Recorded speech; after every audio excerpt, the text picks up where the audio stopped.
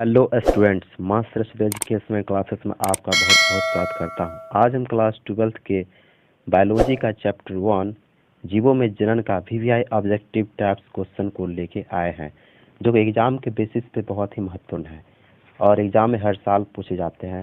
तो आइए वीडियो शुरू करते हैं। आपका पहला क्वेश्चन, इनमें किसे बंगाल का आतंक कहा गया है? इनमें किसे बंगाल का आतंक कहा गया है, अर्थात बंगाल का आतंक किसे कहा गया है? ऑप्शन है अगेव, जलकुंभी, केला, ब्रायोफिलम। तो इसका सही आंसर होगा ऑप्शन नंबर बी, जलकुंभी। और इस जलकुंभी को बंगाल का आतंक इसलिए कहा गया है क्योंकि बंगाल में जितने भी जलाशय हैं, उस जलाशय अर्थात जिसमें पानी लगा हुआ है, जैसे नदी, तालाब, इस सब में जितना भी जलाशय है, उस सब में क्या होता है कि जलकुंभी जो है एक जलीय पौधा है। यह जलीय पौधा उस पानी के सतह के ऊपर पूरे पानी को छेके रहता है, मतलब घिरे रहता है, इसलिए बंगाल का आतंक जलकुंभी को कहा गया है। नेक्स्ट क्वेश्चन, इनमें कौन ठहरे हुए पानी में उगकर ऑक्सीजन खींच लेता है? इनमें कौन ठहरे हुए पानी में उगकर मतलब जन्म लेकर ऑक्सीजन खींच लेता है? ऑप्शन है जलकुंभी, हाइड्रिला, कमल, धान। तो इसका सही आंसर होगा ऑप्शन नंबर ए, जलकुंभी। नेक्स्ट क्वेश्चन, कलिका रोपण उदाहरण है, कलिका रोपण उदाहरण है किसका? कायिक जनन का, उत्तक संवर्धन का, लैंगिक जनन का, प्रकीर्णन का। इसका सही आंसर होगा ऑप्शन नंबर ए, कायिक जनन का। नेक्स्ट क्वेश्चन, प्रकंद का उदाहरण है, प्रकंद का एक उदाहरण कौन है? ऑप्शन लहसुन, नींबू, अदरक, प्याज। लहसुन, नींबू, अदरक, प्याज। तो इसका सही आंसर होगा option number C, option number C, अदरक प्रकंद का उदाहरण है। अदरक जो है प्रकंद का उदाहरण है। नेक्स्ट क्वेश्चन, प्राणियों में यौवनावस्था के बाद आता है, प्राणियों में यौवनावस्था के बाद कौन सी अवस्था आती है? तो प्राणियों में यौवनावस्था के बाद प्रौढ़ावस्था आती है, लेकिन इस प्रौढ़ावस्था में किस कैसी अवस्था पाई जाती है? तो प्रजनन अवस्था पाई जाती है, प्रजनन अवस्था। कैसी अवस्था? तो प्रजनन अवस्था, इसलिए इसका सही आंसर होगा ऑप्शन नंबर बी, प्रजनन अवस्था। नेक्स्ट क्वेश्चन, शब्द होमोथैलिक एवं मोनोसियस का प्रयोग किसके लिए किया जाता है? यानी होमोथैलिक और मोनोसिलियस का प्रयोग किसके लिए किया जाता है? ऑप्शन है द्विलिंगी अवस्था के लिए, एकलिंगी अवस्था के लिए, स्टामिनेट पुष्प के लिए, पिस्टिलेट पुष्प के लिए। तो इसका सही आंसर होगा ऑप्शन नंबर ए, द्विलिंगी अवस्था के लिए। नेक्स्ट क्वेश्चन, तोता का सबसे अधिक उम्र क्या है? तोता का सबसे अधिक उम्र क्या है? ऑप्शन है 90 वर्ष, 25 वर्ष, 500 वर्ष, 140 वर्ष। तोता एक ऐसा जीव है जो अपने पक्षियों में सबसे अधिक उम्र तक जीवित रहता है, इसलिए यह क्वेश्चन एग्जाम में बहुत ही वीवीआई क्वेश्चन है। आप इसे वीवीआई के तौर पे नोट भी कर सकते हैं। तो चलिए, क्वेश्चन है तोता का सबसे अधिक उम्र क्या है? 90 वर्ष, 25 वर्ष, 500 वर्ष, 140 वर्ष। तो इसका सही आंसर होगा ऑप्शन नंबर डी, 140 वर्ष। नेक्स्ट क्वेश्चन, निम्नलिखित में कौन सा पौधा एक द्विलिंगी है? निम्नलिखित में कौन सा पौधा द्विलिंगी है? द्विलिंगी अर्थात जिसमें स्त्रीलिंग और पुल्लिंग दोनों की अवस्था पाई जाती है, उसे क्या बोलते हैं? द्विलिंगी पुष्प या द्विलिंगी पौधा। चूंकि पौधा पूछा है इसलिए इस पौधा कौन सा है? तो पपीता, खजूर, नारियल, इनमें से कोई दो, इनमें से कोई दो। तो इसका सही आंसर होगा option number C, option number C, नारियल। नेक्स्ट क्वेश्चन, कौन सा द्विलिंगी जानवर है? कौन सा द्विलिंगी जानवर है? अर्थात फिर से वही बात आ रहा है कि द्विलिंगी अर्थात जिसमें स्त्रीलिंग का गुण भी पाया जाता है और पुल्लिंग का भी गुण पाया जाता है। तो कौन सा द्विलिंगी जानवर है? ऑप्शन है केचुआ, हाइड्रा तथा जोंक, तिचट्टा, एस्केरिस तथा हाइड्रा। केचुआ, एस्केरिस तथा जोंक, एस्केरिस, तिलचट्टा तथा हाइड्रा। तो इसका सही आंसर होगा ऑप्शन नंबर ए, केचुआ, हाइड्रा तथा जोंक। नेक्स्ट क्वेश्चन, अगुणित गुणसूत्र किसमें पाया जाता है? अगुणित गुणसूत्र किसमें पाया जाता है? ऑप्शन है जाइगोट, युग्मक, भ्रूण, बीज। तो इसका सही आंसर होगा ऑप्शन नंबर बी, युग्मक। नेक्स्ट क्वेश्चन, किसी आवृतबीजी में कितने युग्मक परागनलिका में होते हैं? किसी आवृतबीजी में कितने युग्मक परागनलिका में होते हैं? ऑप्शन है 1, 2, 3, अनेक। यानी परागनलिका की संख्या कितनी होगी आवृतबीजी में? 1, 2, 3 या अनेक। तो इसका सही आंसर होगा option number B, 2। Next question, किस अवस्था में शब्द डिओसियस का उपयोग होता है? किस अवस्था में शब्द डिओसियस का उपयोग होता है? ऑप्शन है द्विलिंगी, एकलिंगी, उभयलिंगी, गाइनेड्रोमार्फ। तो इसका सही आंसर होगा option number B. Option number B is correct, एकलिंगी। नेक्स्ट क्वेश्चन, बांस जाति में पुष्पन होता है, मतलब बांस का पौधा जो होता है, बांस का पेड़, उसमें पुष्पन मतलब पुष्प कब होता है? ऑप्शन है पूरे जीवन काल में एक बार, 12 वर्ष में एक बार, प्रति वर्ष, या 500 से 100 वर्ष में 2 बार। तो इसका सही आंसर होगा option number A is correct, पूरे जीवन काल में सिर्फ एक ही बार बांस में कोपर अर्थात पुष्प निकलता है। Next question, Drosophila fruit fly, Drosophila के म्यूसैट्स, ड्रोसोफिला के म्यूसैट्स में गुणसूत्र की संख्या होती है? मतलब ड्रोसोफिला जो है उसमें म्यूसैट्स में गुणसूत्र की संख्या कितनी होती है? ऑप्शन है 2, 4, 6, 8। 2, 4, 6, 8। इसका सही आंसर होगा option number D, option number D, 8। Next question, घड़ियाल एवं मेफ्लाई का जीवन काल होता है क्रमशः?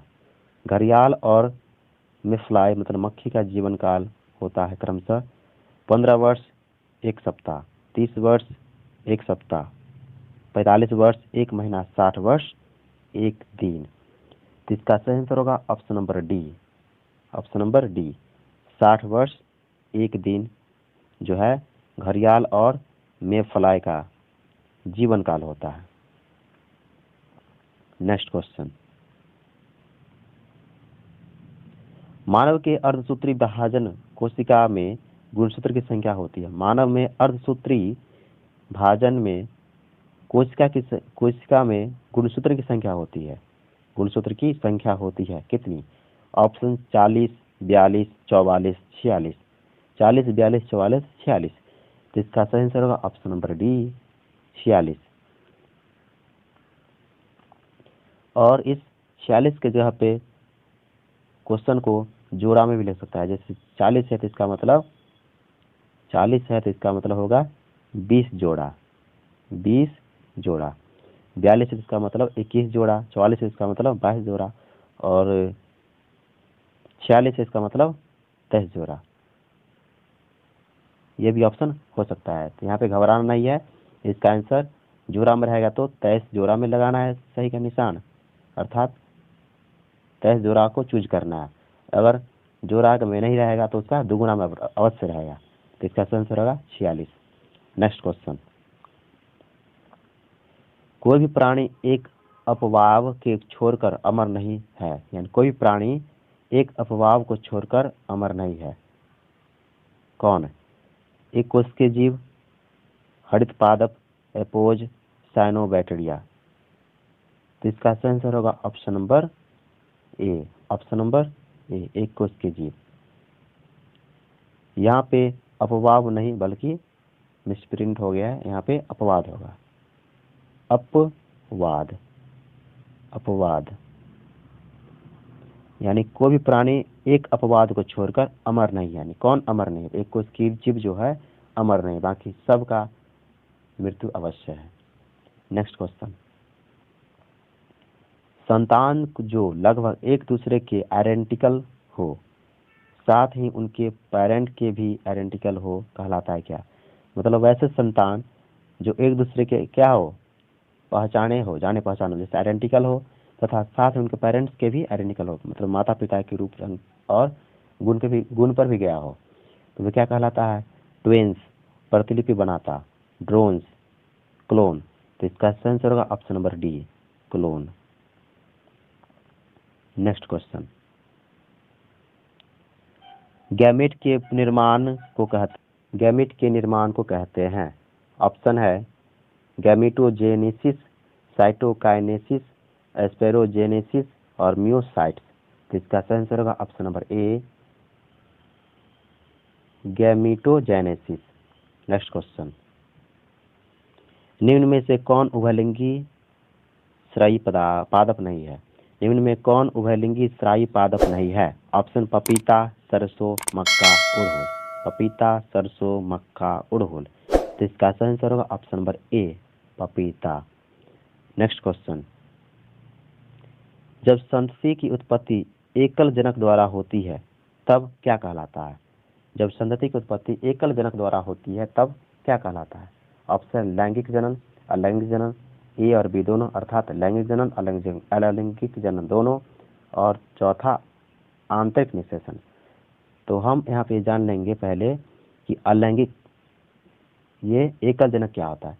एकल जनक एक वैसा प्रक्रिया है जिसमें सिर्फ एक ही लिंग भाग लेता है, और द्विजनक मतलब जिसमें स्त्रीलिंग और पुल्लिंग दोनों भाग लेता है। एकल जनक में सिर्फ एक ही लिंग भाग लेता है, एक ही लिंग भाग लेता है। जबकि अगर क्वेश्चन है पूछे कि द्विजनक, क्वेश्चन पूछे कि द्विजनक में जो संतति उत्पन्न होता है वह क्या कहलाता है? तो ऑप्शन सिर्फ पूरा यही रहेगा। और द्विजनक पूछे तो इसका आंसर हो जाएगा लैंगिक जनन।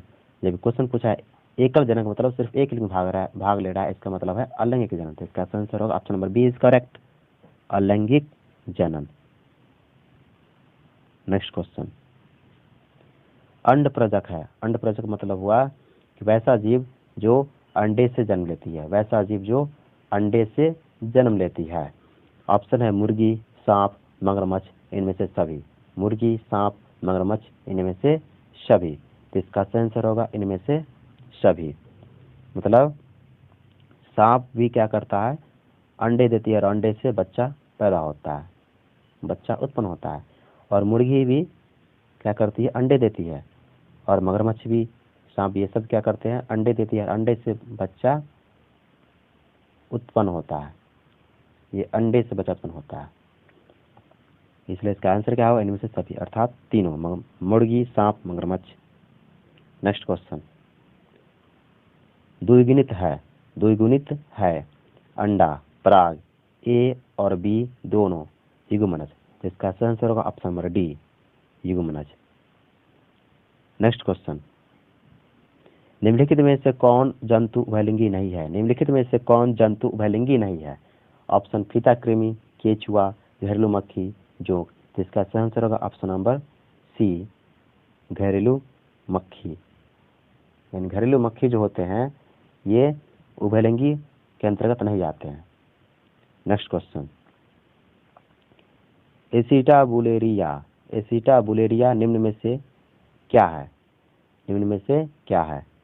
यानी एसिटाबुलेरिया जो है इन ऑप्शन के में से क्या है? एकल कोई इसका प्रोटीन है, शैवाल है, प्रोटोजोआ है, जीवाणु है। तो इसका सही आंसर होगा ऑप्शन नंबर बी, शैवाल है। अर्थात एसिटाबुलेरिया जो है एक प्रकार का शैवाल है। नेक्स्ट क्वेश्चन, निम्नांकित में से किस पौधे के प्रजातियों में बीज का उत्पन्न असंग जनन द्वारा होता है?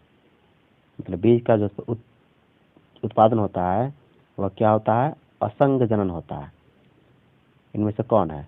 ऑप्शन है एस्टेरेसिया एवं घास, साइट्रस एवं आम, सरसों, इनमें से कोई नहीं। जिसका सही आंसर होगा ऑप्शन नंबर ए, स्ट्रेसिया एवं घास। नेक्स्ट क्वेश्चन, मधचक्र पाई जाती है, मधचक्र पाई जाती है किसमें? ऑप्शन गाय, भेड़, कुत्ता, इनमें से सभी। तो इसका सही आंसर होगा ऑप्शन नंबर डी, इनमें से सभी। यानी इसका मतलब हुआ कि मधचक्र की प्रक्रिया जो होती है गाय में भी, भेड़ में भी और कुत्ता में भी पाई जाती है। नेक्स्ट क्वेश्चन, शल्ककंद का उदाहरण है, शल्ककंद का उदाहरण है। ऑप्शन अदरक, दूब घास, दूब घास मतलब दूब जो होता है वो, प्याज, आलू। तो इसका सही आंसर होगा ऑप्शन नंबर सी, प्याज। प्याज को शल्ककंद के अंतर्गत रखा गया है। नेक्स्ट क्वेश्चन, प्राकृतिक अनिषेक जनन पाया जाता है, प्राकृतिक अनिषेक जनन पाया जाता है किसमें? मक्खी में, मधुमक्खी में, मच्छर में, इनमें से सभी। तो इसका सही आंसर होगा ऑप्शन नंबर बी, मधुमक्खी में। मतलब अनिषेक जनन किसमें पाई जाती? तो मधुमक्खी में। नेक्स्ट क्वेश्चन, स्तनधारियों में निषेचन कहाँ होता है? स्तनधारियों में निषेचन कहाँ होता है? इसका ऑप्शन है अंडाशय में, वाशीस भाग में, गर्भाशय में, फैलोपियन नलिकाओं में, फैलोपियन नली में। तो इसका सही आंसर होगा ऑप्शन नंबर डी में, ऑप्शन नंबर डी में। तो आज के लिए इतना ही। वीडियो को लास्ट तक देखने के लिए आप लोग